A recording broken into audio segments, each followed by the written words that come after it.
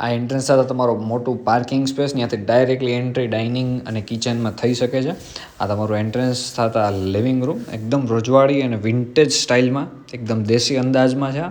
આ living area. દેન તમારો આ ડાઇનિંગ સ્પેસ એક પણ ખૂબ જ મોટો છે. ટીવી યુનિટ અહીંયા આપેલું છે કે જમતા ટીવી. દેન તમારું પેસેજ એન્ડ અહીંયા તમારું કિચન રહેશે. કિચન સ્પેસ ઘણી મોટી છે. અહીંથી ડાયરેક્ટલી એન્ટ્રી છે બહારથી જ, મેન ડોરેથી જ. સર્વિસ પ્લેટફોર્મ આપેલું છે.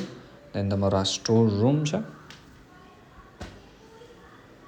આ 140 જગ્યામાં 4 BHK છે. આ મોટી છીત્રી વોટર ટેન્કની આ આપેલો છે. વોશ એરિયા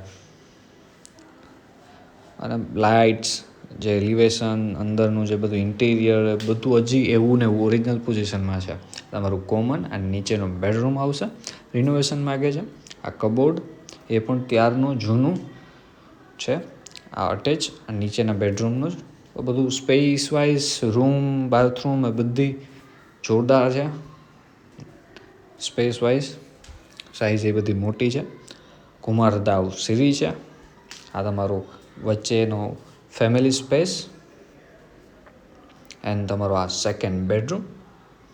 આ બધું નીચે ફર્નિચર આખું આપેલું છે, જે જૂની પેટર્નમાં પહેલાં બનાવતા એવી જ રીતે ફર્નિચરનો ટેસ્ટ છે આખો.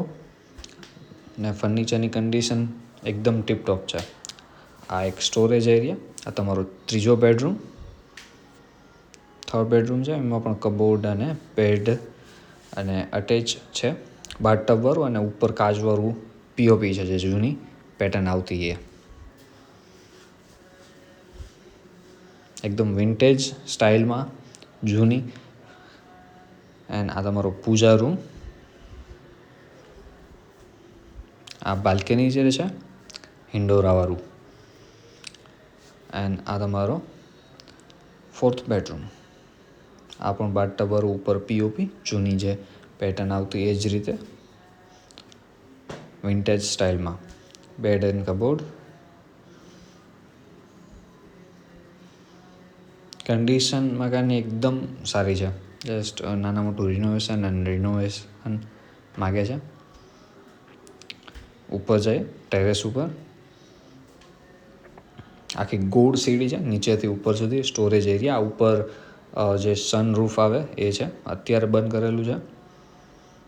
એન્ડ તમારી આ ટેરેસ.